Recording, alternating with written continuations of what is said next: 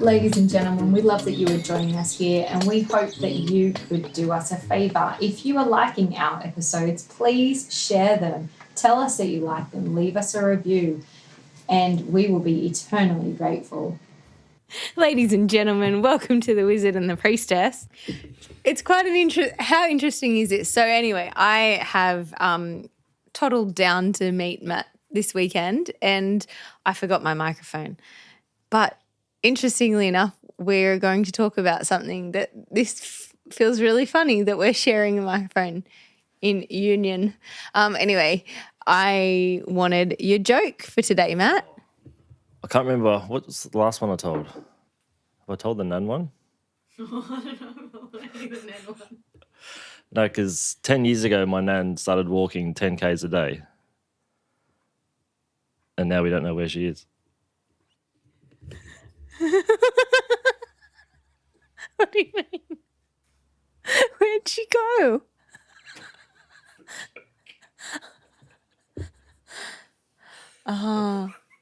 I still don't understand. Did she die? And then they said that she was walking? That makes no sense. I don't understand. Please repeat the joke. What do you want to talk about today, Nuala? I hope some of you got it because I didn't. Maybe I will get it in time. Good. I'm glad for that. All right. So we're going to talk about, I've been, listeners may have been aware that I've started doing a biology course with a man named Dr. Sasha Tiesik. Anyway, because I'm doing that course, I've then also started following certain people on Instagram. So there's certain people named Brendan Hotsworth, another lady named Anna Lee, another lady named Martine, and they all talk about the biological norm of, or the biological foundation of humans. Now, recently, if you're into podcasts and you listen to sort of spiritual podcasts, you may have heard of the conversation that's come out with Aubrey Marcus and his wife, and how I haven't listened to it. I've only heard it from these people, so second, third hand information. But essentially he came out and said something along the lines of, I'm opening up my marriage to form a greater union with my wife through having sex with, or I don't know if they're having sex, but essentially I've got the idea that that is the case, but they're going to open up their marriage. And he was told this by someone, like during a spiritual experience, and there was like a particular download from a goddess who came to him and suggested this. Anyway, I'm not here to bag or tell him what is right or wrong. But what I thought was interesting, and what I think is interesting, is to talk about the idea of monogamy. And I think that that is essentially what I see is coming out of this conversation. Now, there's lots of people that I follow now that have been talking about masculine and feminine and the importance of the union and the importance from a biological perspective. But what I want to ask to you, Matt, and what we've been kind of discussing about, talking about, is I guess it's sort of coming to this idea of like, how as humans are we, we understand that in a sense in our society, like most people are having, will have sex out of marriage, will have sex because they're promiscuous, will have sex because it helps them feel good. But personally, I feel that we are, as humans, whilst we might like to have sex with different people, to feel certain things, to experience certain things, and that might not be the greatest thing on a whole, because as women we want more, like from a woman's perspective. Sex is not just sex, but for a man, sex is just sex. Maybe not. Anyway, let's just leave it at that for the moment. But I would say that humans, as humans generally, from my understanding, are looking to find a partner, and that, like a pair. They're not looking to find a threesome. we're looking to find a pair to create a life with. However, there might be some missing links. Anyway, I'm going to throw it to you, Matt. Where do you believe monogamy originated? Do you believe it's biology, or do you believe it could be something else? Just hand me the mic. So if we're talking biology, biology is the act of the cell. Yeah? Is that where you're coming from? You could say that it's the act of the cell, but my perspective more is the biological function of the whole organism. So not just that. I'm not on the microscope. I'm looking at maybe the microscope from the lizard people or the aliens that control us. Fair comment. Okay.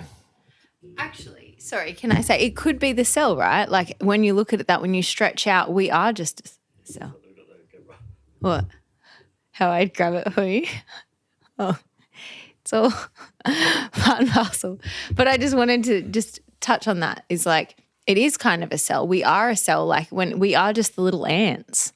So we just stardust particles. So maybe it is just the single cell. But I like to think that we're a single cell functioning within a whole. So it's that how what makes that function best is is biology to me. Okay. Just going to check if I'm allowed to talk now. I can't remember the question. Biology. So it's not the cell itself per se, it's the collection of cells that make up the organism. So each human would be a cell in the organism that is humanity. Yes. That's a good thumbs up. So I mean, from a biological perspective, what makes sense to me, I can't argue with the pairing thing. At the same time, I'll throw a curveball to that in a way and say the biological drive, even priority, is to continue the species, to continue to evolve. The greatest chance of doing that is spreading the seed, so to speak. So that increases the chances of survival, like at the most primal, basic level. I can't tell you the date where monogamy started. From the research I've done, it happened, I think, up until about 400 to 600 years ago. Is it polyamory? Is that the relation? Yeah. That was considered normal. And then the Catholic Church made it immoral because of the spread of STDs. So then it became a sin. But it's interesting how it's a sin, but it's not illegal. Anyway, so from a cell viewpoint... I need to say, we're going to do this all day. Polyamory isn't illegal, but polygamy is. You cannot... Which one's the married one? Polygamy. Right. So that, like, you cannot, not everywhere, no. But I think in Australia, you cannot legally marry more than one person. You have to marry. I don't know why anyone would want to. Personally, that's just my take. Okay, so you can't marry two people. No. But if you are in a marriage and someone has an affair, that's not illegal. That's my point. Yeah, but that's so different. And I think that's the point. If someone would let me speak, I could explain. Finish my point before being so rudely judged. So that's just the cell's drive, or the organism's drive, is to procreate in most cases. Now, I know a lot of people are in a monogamous relationship, and unconsciously that's driven by a religious belief, because it's a sin, right? It's one of the commandments. Look at me like that. So... Can I just know? I don't agree. I don't agree that... Please, have a word. I don't agree that the reason I'm in a monogamous... No, I don't believe that the reason I am moving towards a monogamy is because it is a sin not to be. Like, I don't naturally want to be in a relationship with more than one man. Personally, that doesn't feel like a drive for me. And what I think is interesting, what you just shared about the idea of biology being that we want to spread the seed and you want to make as many babies as possible because you want the species to survive or your particular line to survive, right? Look into my eyes, Matt, because Matt's feeling like I'm doing crazy eyes. But I just want to share a point that biology, whilst you want to spread the seed and continue your offspring, in order for a child to be a fully functioning member of society, there is a point where also biologically that child needs their father. And therefore, if we have polygamy as like the norm, in our society, there's going to be a few difficulties in that because the father will not be.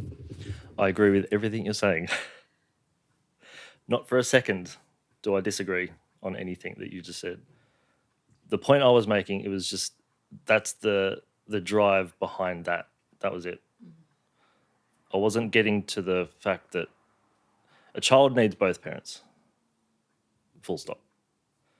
I would even argue the child needs more than both parents. It needs the tribe around it. There's an old saying, it takes a whole village to raise a child. What was that thing you were telling me about the brothers and sisters? Oh, yeah. So I was having this conversation with Dr. Sasha the other day because I wanted his take on it, and he's like a very, very well versed in this sort of, but in biological reasoning, in the terms of coming together. And he was sharing that the potential where, like, I asked him whether he would agree with it. And he said, well, he thought that essentially polyamory or polygamy is good until children, and for everyone involved, until children are involved, because there's going to be a point where there's going to be a need for property inheritance, or the passing on of, now we all have our houses or our homes. Where does that pass to? So even from an agricultural perspective.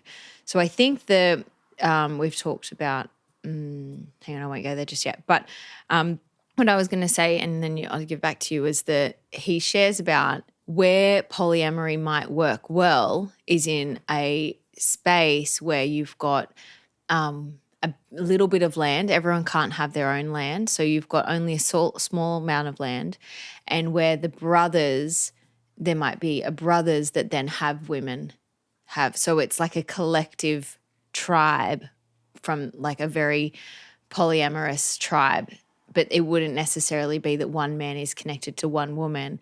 But the thing is that you also have the thing where if you have a baby if a woman always needs to be protected by a man.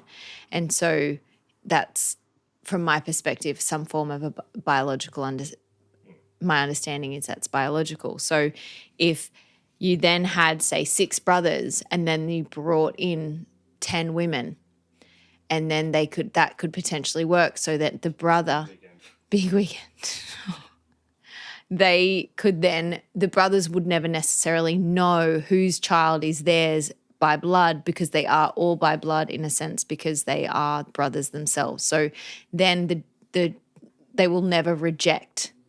They will never reject the children. They will all care for them, even if they were the uncle or the father. They're going to care for them. That's where Dr. Sasha was saying that's potentially where it could work, but we don't live like that.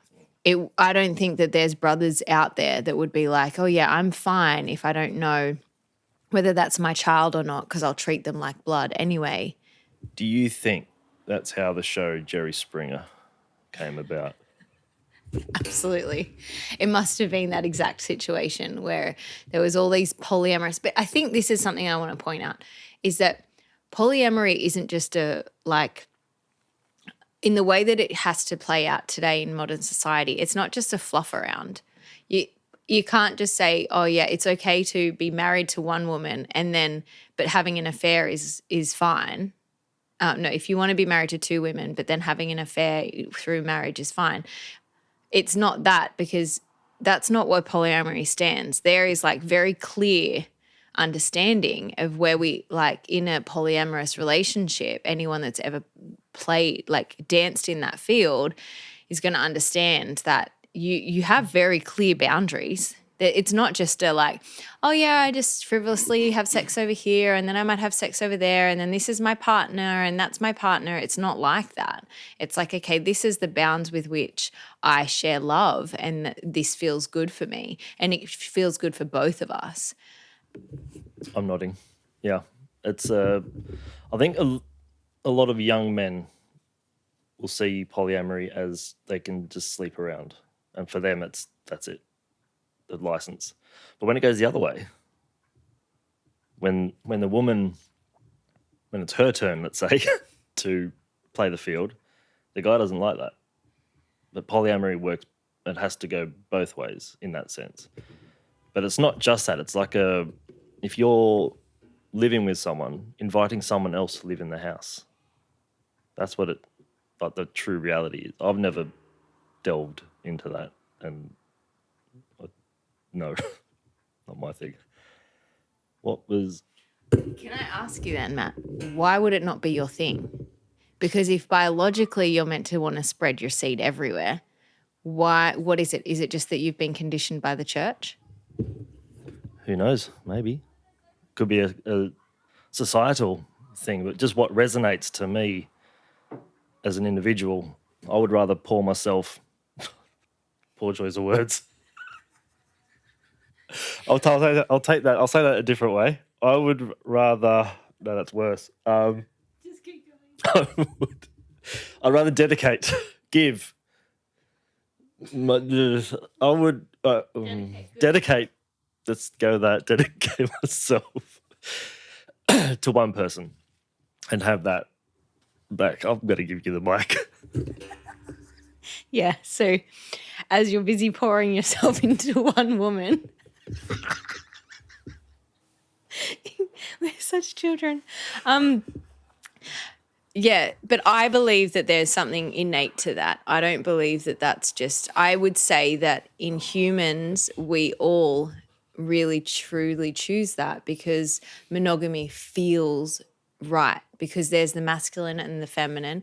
And that's not to say that you can't have that in any other relationship. If you have, if you're bi or if you're gay or anything like that, you're going to find the masculine in that partner and the feminine in that partner. I truly believe that we are pairing, humans are pairing peoples. And whilst, where did monogamy originate? Whilst you shared that might be from the church, I would feel like it might come more from like I feel like at least in what I'm learning now from a biological perspective and what I can understand about myself and how I probably action a lot more masculine traits than I do feminine. Not that you would understand that, but never noticed that before, right? But now I'm learning about that from a different perspective, and it feels really interesting to actually get to understand the more feminine sides of myself and boost them and understand why that was hidden in the first place. If you had to blanket statement answer from the course that you're doing, which is something to do with biology, would you say there are negative connotations to polygamy, polyamory? Yeah, so I'm sure that you could probably, if you wanted to really dive into this from a really well-versed person, you would go into, follow biorelations on Instagram, or Brendan Hosworth is also another person who speaks a lot to this. But there is, from that perspective, because of the fact that union between masculine and feminine is essential in order to grow a baby, in order to have the protection that is created from that relationship from the father and the providership from the father, and then the nurturance from the mother without any other noise around it. So when we think of that, it's it is really important that you have the solid mother and you have a solid father figure that are playing those roles in the relationship. So that's a yes.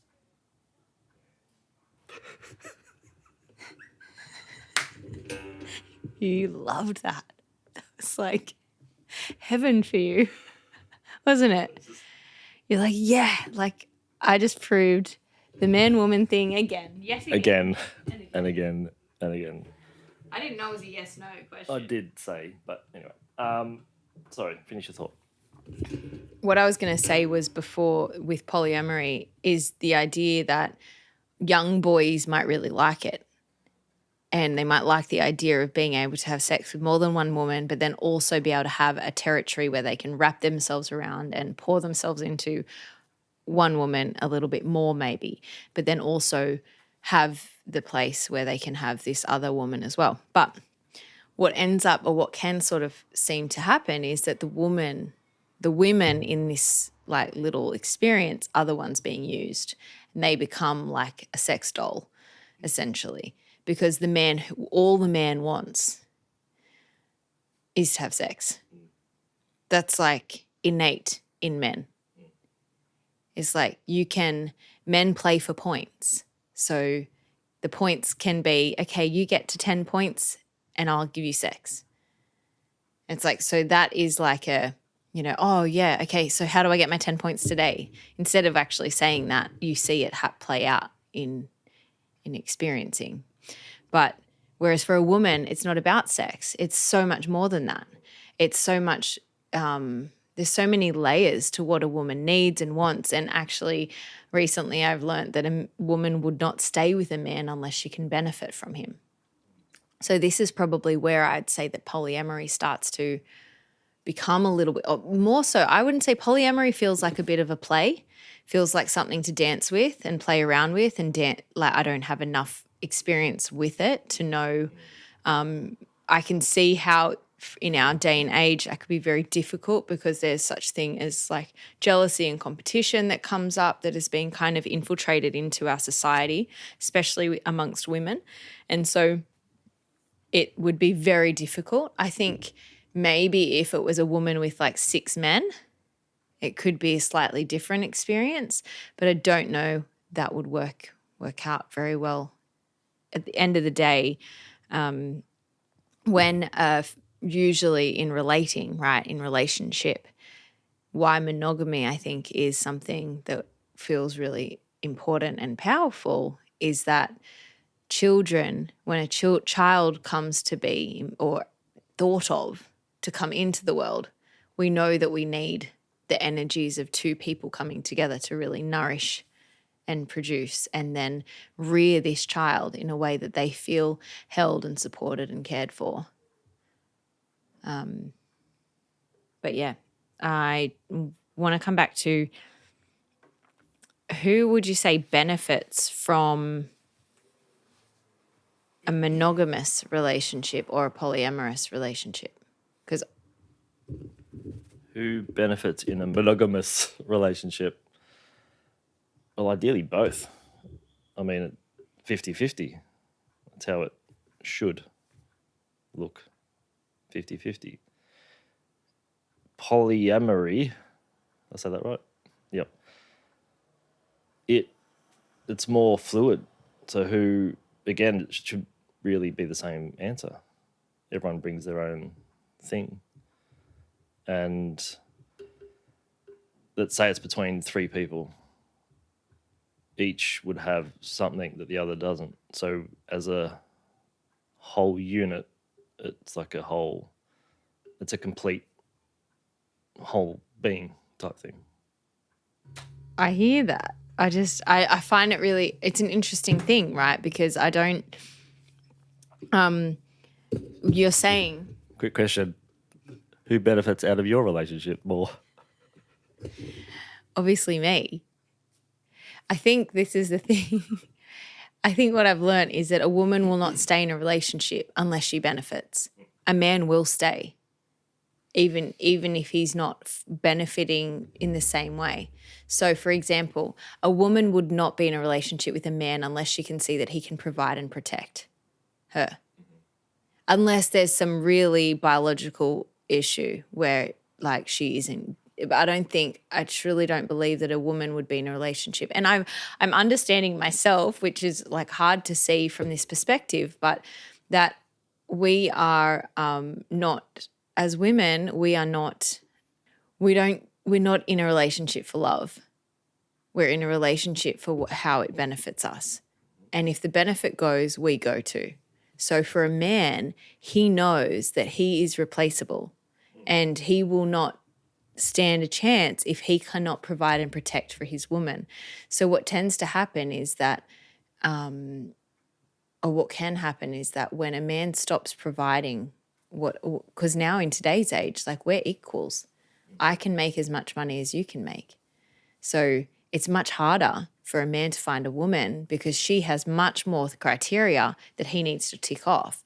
Now, that's not to say, so what I'm trying to think of is how would it serve if that man, say there's a man and two women in a polygamous relationship, and that's not necessarily, they're like married, they're committed to this relationship. You've got two women connected to a man. But those women could be like what they must be getting from this man must be godlike to be able to provide everything that woman needs. Women need both sides. So it's quite an interesting from that perspective of what I'm learning, in that a man and a woman need so many, like a woman needs so much more, whereas it's so hard today for her to find a man that actually is greater than her own capacity or can like provide her more than she can provide herself, which is when children come in, she all of a sudden can't. Even while society tries to get the woman back into work as quick as possible, which means that maybe that's where a polyamorous or polygamous relationship could work, when there's the maiden woman can look after the children of the. But I don't think a woman's going to want to share. I would not be like, I would just pay for a nanny if I wanted to go back to work, right? I don't want to bring her into my bed with my partner. Be like, oh, yes, let's share husbandry, you know? Oh, husband, because husbandry is chickens. Anyway. I want to, when we understand, where do you, because when we spoke about this originally, you said, have you read the book Sex at Dawn by Christopher Hawkins, I think? But what do you want to add to the monogamy polyamory? Because when you brought it up, it sounded to me, how I heard it originally from you was very almost one-sided, dare I say. Not going off today's conversation or tone at all. And so I just wanted to give you a glimpse at the other side of the coin. And I don't think there's all good, all bad. I think it certainly will work for some. It'll certainly not work for others type thing. So I read that book, whatever year that was, and I'm not sure what prompted me to read it. I think someone recommended it. It was just for me to see the other side of the coin. And it was just an interesting perspective. And seeing the history of recorded monogamy and all that kind of stuff, and the way the organism and the cells want to replicate each other and then evolve and prolong the species, as it were. So that was coming more from a primate / primal tribal viewpoint. But then it got me thinking, how much of our relationship stuff do we call good or bad is based on societal norms? Because the amount of couples that I would see professionally, so we're clear, and she's going to complain about something, he's going to complain about something, and it's always the inevitable, oh, but he should, she should. it's like, well, where does that come from? Like, who said that is normal or whatever? Like, does it suit your dynamics? You as an individual and you as an individual, does it suit that energetically, financially, however it plays out? And when they really kind of get to the core of it, it's, well, yeah, she does work, goes against the grain. And they get labelled and sometimes cast out for that. Then again, it comes back to that label that other people put on it. Well, in a particular example of, let's say there's a, so I currently work with a guy who has 2 wives. Well, maybe not 2 wives, maybe a wife and a girlfriend then, if it's illegal, or however it works, I don't know. There are 3, I can't remember what it's called, throuple? Is that what it's called? Yeah, okay. So he's got a wife and girlfriend, and they all live together. And it's all a thing. I've seen them all together, not in that way, just in human form. And they all get along really well. And it's like, when I was talking to one of the girls, she was very left brain. The other one was very right brain. So I could see from his perspective, together they're like a complete, they satiate both sides for him. In a non-sexual, I don't ask those questions, but everyone had a perception for him that they all had threesomes every time. He said it's not that at all. They're just different, and it feels very natural to them. That's all. I don't know much about the Aubrey Marcus thing, but I'm assuming that's probably where he's coming from as well. Yeah, okay. So the thing is, have either of those women got kids? No. To him? Okay, so they obviously, were they all 3 of them came together at the same time, or did he have her first and then the next wife or the partner? So that all 3 of them came together and then one of them had a baby. Yeah, okay. So it is really cool to see that working, and it'd be interesting whether it'd be rare that it works that well. But the thing is that when a woman is working very much from her left side brain, could potentially indicate that she's functioning out of her kind of deepest, like, is that the one that has the baby, or is that the one without the baby? No. Yeah. Which would make sense, because she probably doesn't have that innate urge for a child. It'd be interesting, and I imagine how beautifully that would work when you've got a child and then you've got this maiden who doesn't want children, but there's a child there and she can just step in and have those extra hands. Well, they both wanted children, but one just fell pregnant, and they realised it. I think now the child's like 18 months old now, I think, and they're realising how much work a child is. So they're like, yeah, I think we're done. That's just the current update. Join us next time for the next update. What are their names? It's very interesting. Children are difficult, but especially, I would say, especially when there's so many moving pieces in that. There's already moving pieces in men and women, right? I've watched, clients over the years have so much difficulty when they're when they're wanting to have this baby, and then they finally get the baby, and then they're like, why did no one mention how hard it is? And it's like, but there's so much goodness to the hard. And actually, the reason I truly believe parenting is so hard for a lot of us is because of the stuff we haven't uncovered in ourselves. And once we've worked through that, which takes, 3 kids to actually get to the bottom of it, then you can kind of go, oh, okay, sweet. I sort of understand myself more clearly. I can support myself. I can stretch to that capacity in the way that I need to, and I'm able.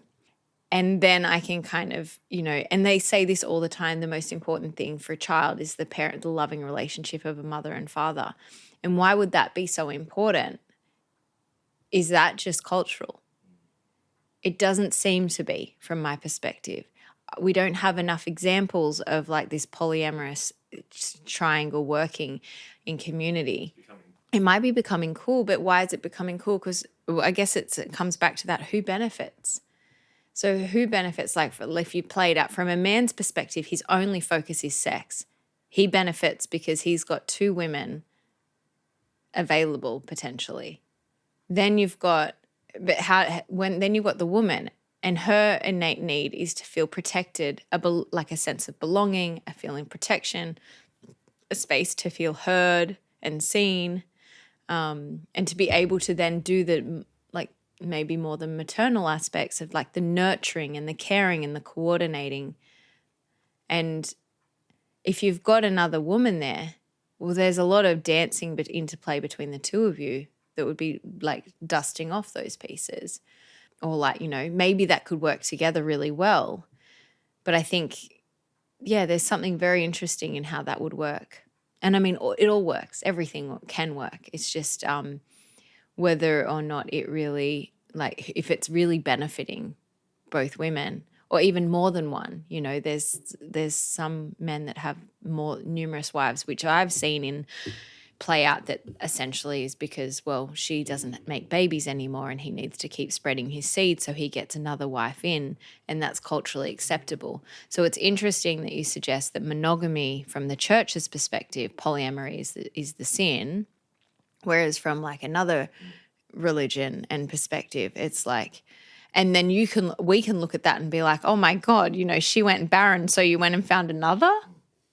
That can feel like really hard to imagine. Like, you literally just pretty much showed her that she is not important anymore because her use here is done.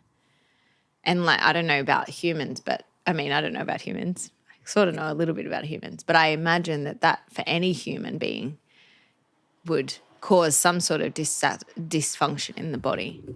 Well, that goes back to the culture thing. If that's what you grew up in, that's all you know, is it a bad thing? Which then comes to that biology perspective where, like, obviously we've walked through this path with Hampus recently, and,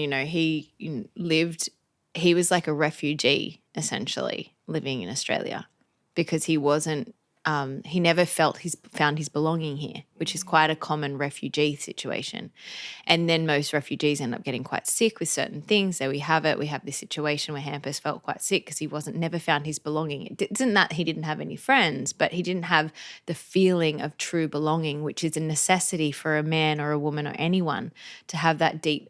And that's not to say that there weren't pieces of his life that, in like, the life he has walked up until this point primed him for that experience, to feel left out potentially, to feel a lack of belonging.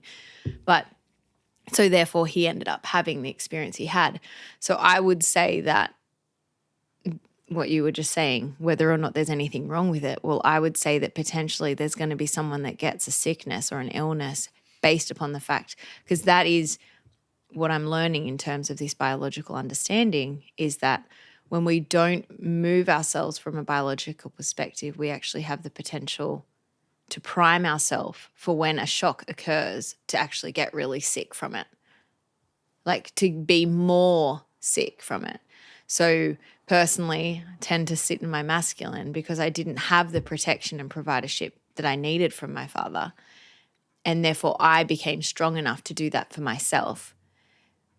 And then that actually has like impacted me in a way that maybe it was so that it could have been the fact that could be the reason why my ovaries didn't function perfectly when I first got my period. I didn't get my period until a little bit later than other children, which is another nuanced quick topic.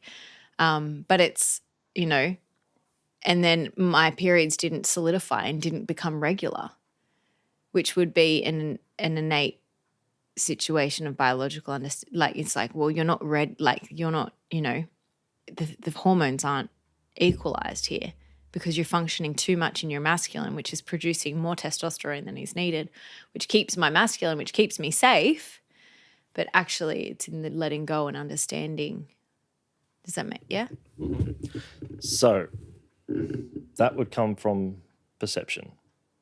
Yes? Not sure. What do you mean? What doesn't come from perception?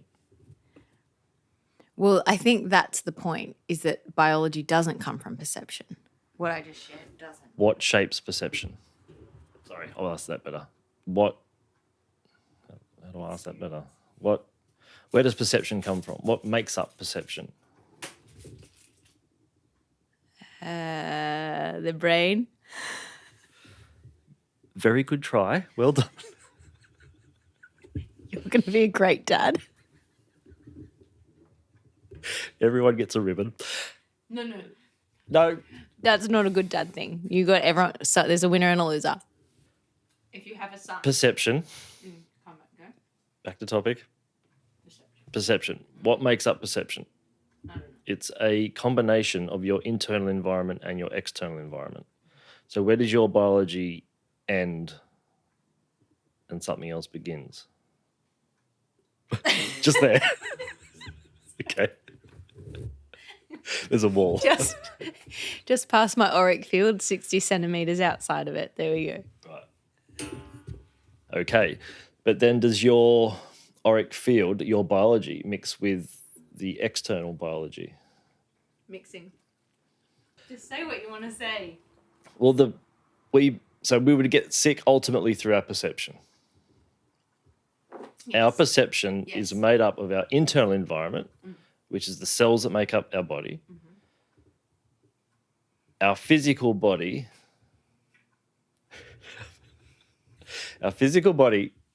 continues about 10 centimeters out off the skin.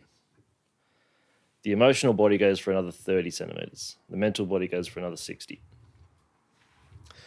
So the point I was trying to make before you made it weird was our biology is continuously mixing with the external environment. The combination of all that shapes our perception. If we don't know what to make of something, if we can't make sense of something, we have to rely on a default setting within the psyche. That's going to be something from the first 7 years of our life. I feel like you want to say something. Go on. I know, you're spot on. You know Pictionary, when they're right? Do you know Pictionary? Yeah. You go like that. When someone's right, you hold your nose and you're like spot on. Thank you for that. So Keep going. I don't even know where I was going with that. So I think you were going to say that if you grew up in, say, a society where having 5 wives was normal, and when the woman was, no longer making babies, she was passed off, that would be a normal situation. And she may not actually get sick from that. However, even if biologically it would be actually go against her normalcy to accept that, because she needs to be provided and protected by her man, and she needs to be able to feel soft and able to surrender in that. She probably wouldn't have, say, when her husband died, if it was a shocking experience and she wasn't expecting it, she probably wouldn't get, say, breast cancer or something along those lines, because of the fact that, well, she didn't have that perceptive dilemma. It wasn't a dilemma for her. It was like, oh, we accept that. But this is quite interesting, and we maybe need to touch on this another time. But in a sense of how, that dance between what is that? What's that dance like that you always talk about, whether you're born with it or it's environmental or genetic, but it's not called that. It's something. But it's like that idea. Maybe we can bring it to like what's biologically normal and perception and how much they interplay with each other. Because biology would be more of the genetic aspect, but it's the way that I see the biology that I'm talking about is it's biologically in relating. That's relational. So it's like, what is biological relational? Not from because a lot of the people that I've been following in terms of this monogamy, polyamory, polygamy debate or conversation or response they're quite religious, and they stand in that the connection relationship between man and woman and God and Christ or whatever, however they connect. And so it's hard to then, you want to peel back that layer as well to understand Like that is a construct on top, potentially, right? Because when you speak to people that are quite religious, they don't believe that it's a construct on top. It just is, because God and the relationship with God is. Well, in Christianity, the relationship with God it's a monogod, so there's one God. And if you worship another God, you go to hell. So that plays into the monogamy. I can't even say the word today. Monogamy concept. You know, you can only worship one. And isn't it funny that there's no real correlation. I guess there's a correlation into agriculture and monocropping. I'm really failing to see the solid link there. Because you could also argue that we're all we're social creatures. The worst thing you can do to a prisoner is solitary confinement. Now, you could argue that polyamory takes that a little bit too far the other way. I think, for me, what resonates when you were saying that we are designed to be in pairs, whether that pair is how's a 3-pair work? What's that called? There's no pairs, 3. What would you call that? I mean, I think that's just normal for some people. It feels good to them. And I think it is becoming sort of trendy again. I think there's a huge misconception about it. So, yeah. I think what I want to get down to is more that it's not just like, oh, yeah, whatever works is fine. What I want to say, I wanted to get to the point, I wanted to pull out of your brain, was whether that is like whether it is how we're innately meant to be as a paired, even in a matriarchal society. Are we saying that in a matriarchal society you would still have a because I think that's what Sex at Dawn talks about, is that our closest animal relative is a bonobo, and they function really well in a polyamorous. Well, it's not. Yeah, it is polyamorous. So the idea is that it helps with group cohesion. It helps to reduce. It reduces conflicts. It reduces tension. It does all these beautiful things, and then they just everyone has sex with whoever. But then when they have their babies, they do pair off when they have children. But whilst the baby is being, the father will then tend to the mother, and, that'll happen. But then it's sort of like, but how does that actually happen? Because they don't know who the father is. There's no so it might not be, but that might be where there might be discord. I don't know what more about the bonobos, but the idea in that Sex at Dawn book was just that it could be an option. It's like sort of this thing.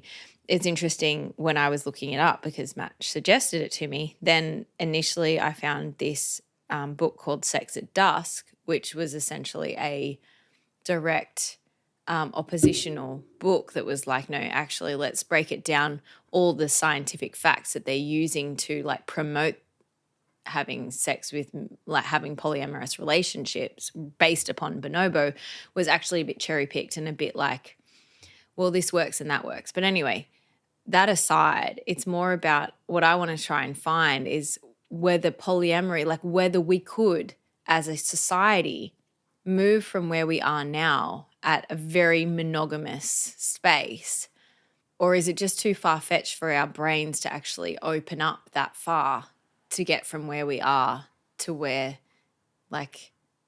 how that society would look, where everyone, because personally it doesn't feel like it works. It doesn't feel like poly doesn't feel like it's that feels like a playful thing before children. It doesn't feel like when I really sit in with myself what I would really need. I personally don't need other women to be in bed with my partner. I would love to have lots of couples in a community space. No, not in terms of not in a sexual thing, but more in a community space where we can rear our children as community and village form. Absolutely, that feels important, but it's not the other way. like not from a sexual perspective of opening up and being in a relationship whilst I have my children, because it's I mean, it's an interesting one. I think most people associate polyamory with sex, as I said before, and that's kind of where it stops. They don't think beyond that. Now, let's say, well, if there's multiple relationships within the relationship,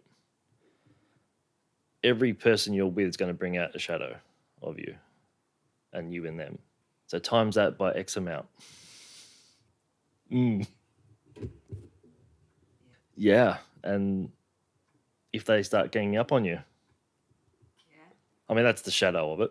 There's a light and a shadow. So it really depends on you, who you are as a person, your values, their values, etc. Is there anything else on that sheet? So would you say that there's a part of where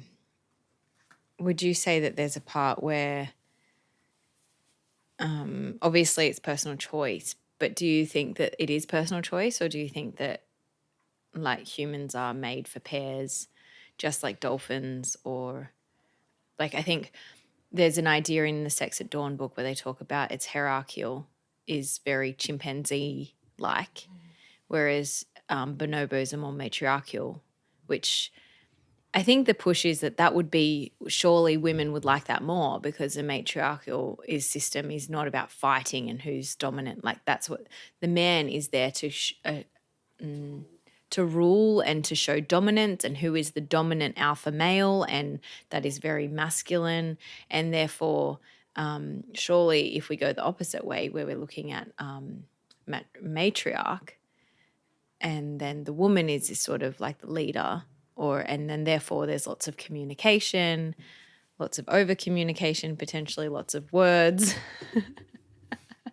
But it's like, in that sense, would it be better or worse?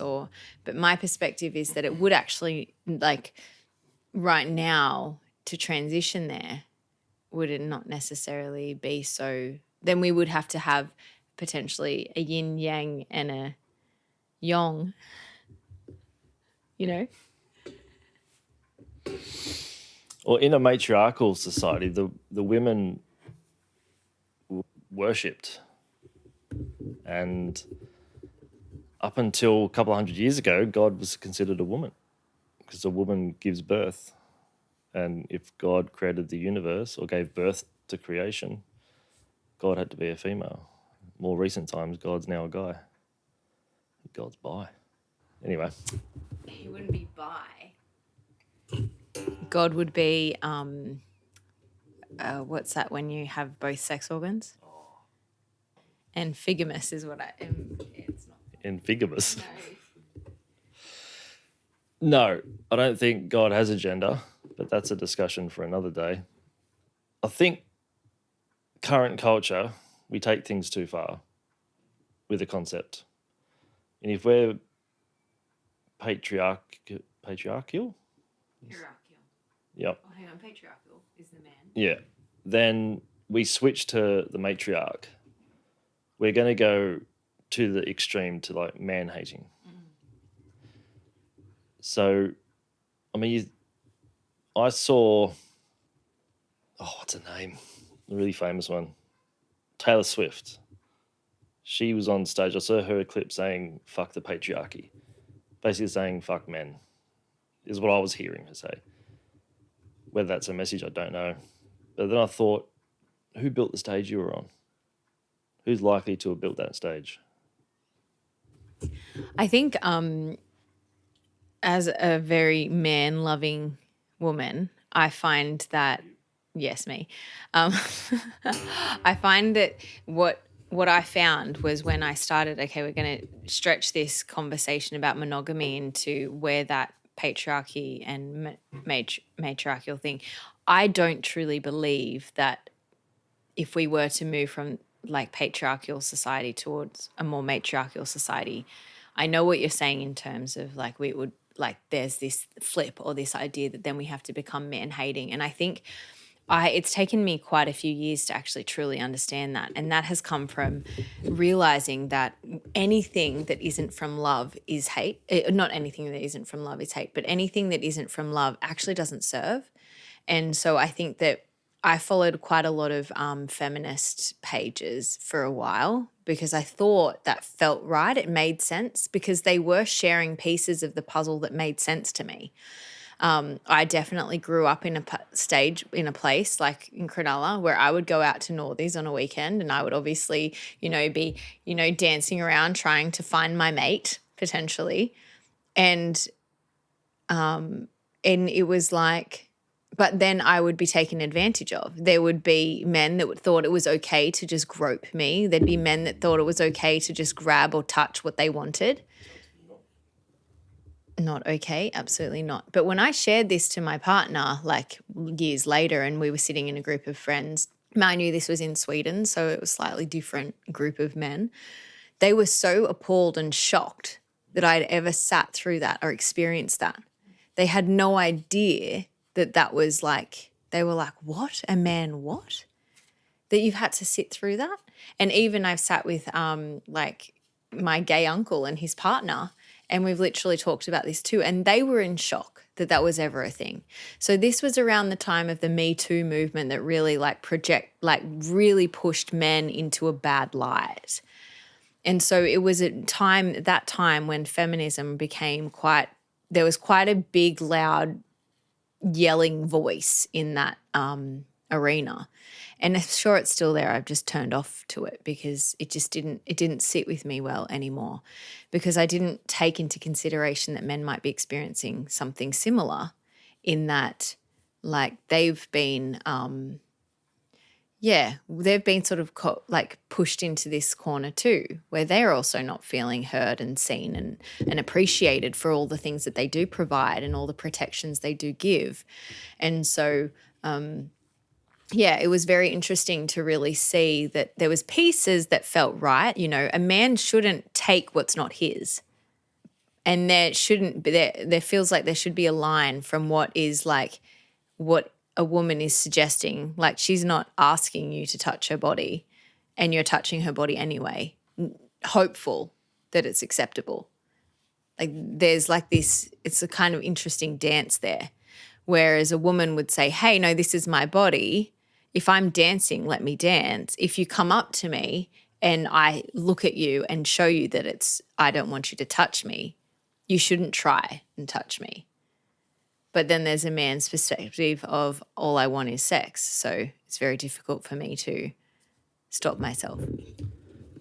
There's also a man's perspective of certain hormones coming online at a certain age, probably not being educated from his parents or his tribe on what to do with that. And then he sees someone who, if I'm to recollect the Northies days, these were not recent, but you might as well just wear a tea towel for your entire outfit for the night. Like, some of the things, bloody hell. So I'm not condoning it, but I kind of get where the guy's coming from because it's that primal, I want that, I'll take it, unless he finds out the hard way that it's not, that he can't have it type thing, yeah. So I think that's where a lot of young guys are coming from, and it just comes back from, like we've said numerous times, a lack of wise elders in our tribe. Yeah. So do you think then that because we've got this lack of, and this is also a thing I think with regards to monogamy, obviously there's not that many people going around, oh, I want to be in a relationship with 3 people. That sounds great. Like, let me seek out my 2 people that I can, or 4 people or 5 or whatever it is. It's not that common to see that happening. It's not necessarily an innate feeling. Most women are looking for their mate in one way. And I'd say the men, potentially the same, because essentially if he's looking to spread his seed, it might be, more than one woman is a difficult feat. Like you were just sharing before about the poking the bear in the shadows and things. But it is quite interesting to me that we are missing the elders, but maybe because the people that are for us haven't really showed us or given us very clear indicators of how a monogamous relationship can work and does work, and how you can work through the hard times. Or, you know, when you go a bit further, and this is where like that feminism thing really like was like shouted or louder, was that, you know, the grandmothers of today ended up sticking it out with these terrible men. But it really did become a man-hating thing, instead of it being like, okay, but like you said, if we had this conversation a few years ago, I wouldn't have been in this position to be like, yeah, actually, I can see how powerful and supportive a man can be. And I would want to, you know, now I can see that and be like, how I want to draw out that positivity in what a man is capable of. And like, you know, the providership and the leadership and all of those things that the man can do in a really great way. Whereas a woman is much better, like analytically. She can think more, she can see things more clearly, because she can see all the pieces and then be able to like give you the analysis of all those things. Whereas, you know, the single focus of the man is much more difficult. He can outsmart her in every other way, but her intelligence is going to be much smarter than a man's, because of the way we're wired in a function of society. Maybe there's ways that men are smarter in the way that they function, or do things particular ways, I'm sure. I'm not trying to denote that. I think it depends on what you classify as intelligence, what type of intelligence. So also, I don't think I've ever met a man or a woman who has a desire for multiple husbands or wives. No. I've never met a guy say, yeah, I really want several wives. I've never heard that. So maybe it's like I think maybe innately we want one, which is the biology you're talking about. And then later, as maybe things, if that foundation isn't set and things start to get not boring, but a bit monotonous, that's when something else is alluring to the other. And I'm just going to hold the mic because I can see you're about to burst. So I'm going to talk for as long as I can. And I'm not saying that's the right thing to do, but that's when a lot of polyamorous thoughts would arrive. And then the desire to act on that, let's say you do act on it, right? And I think it's fair to say most people would not have the blessing of the other person to chase that. So then you're just riddled with guilt the whole time. What you're talking about isn't polyamory just now, though, right? No. Polyamory has like unofficial polyamory. Well, that's cheating, which is not, which goes against the relationship, and that's not polyamory. I think that's really important to note that polyamory has like a rules and guidelines, and you work within your own system that you've created within that foundational relationship. And that could be between 3 people or 4 people or whatever, but there's a foundational relationship happening.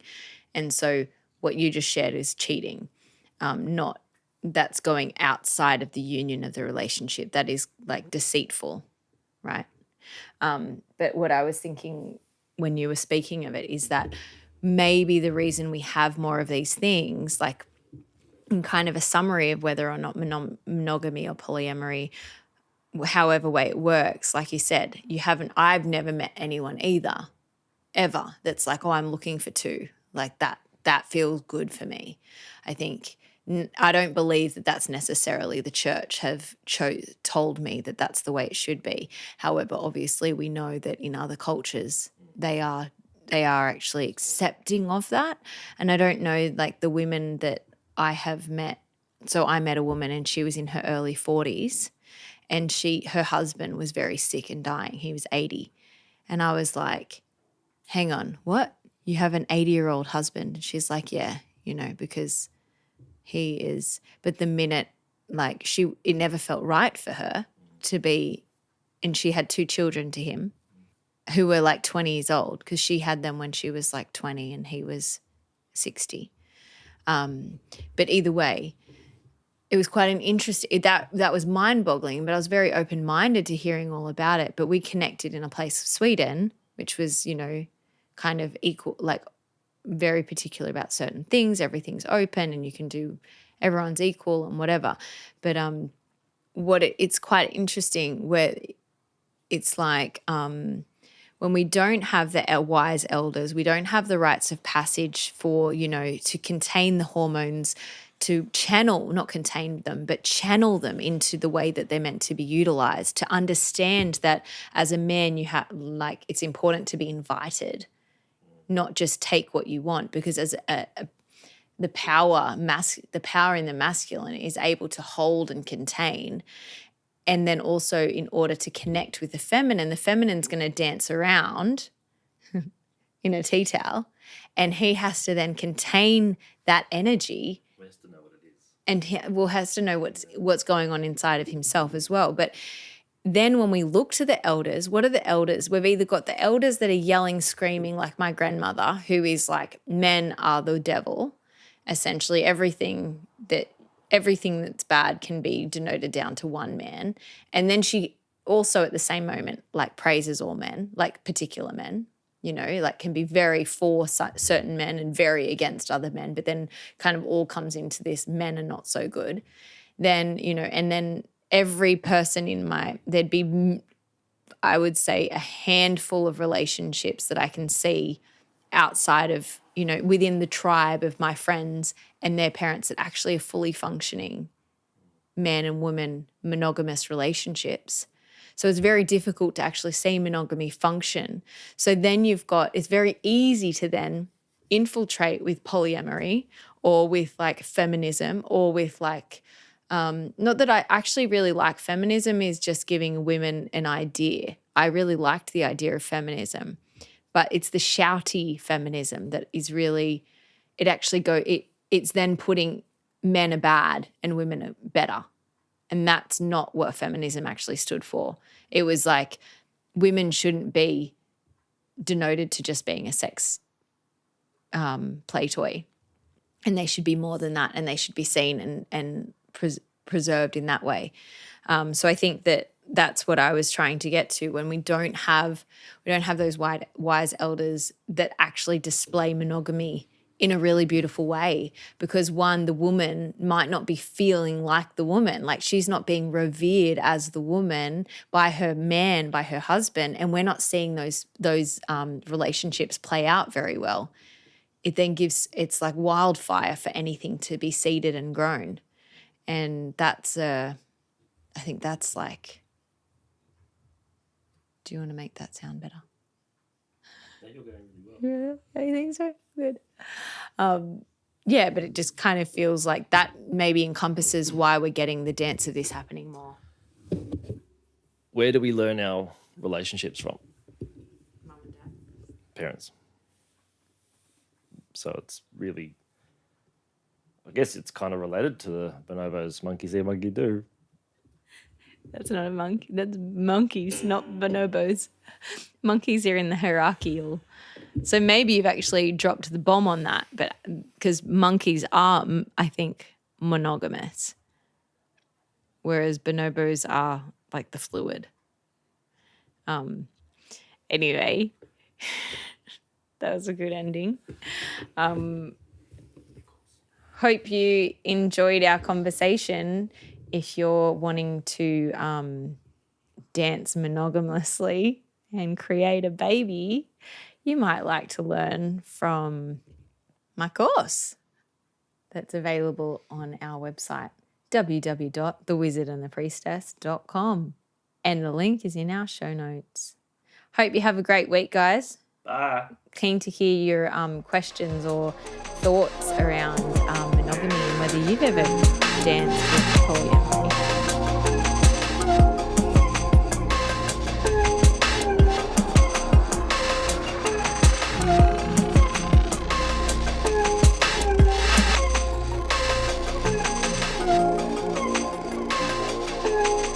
You've been listening to The Wizard and the Priestess. Thanks for stopping by. Stay connected and be open.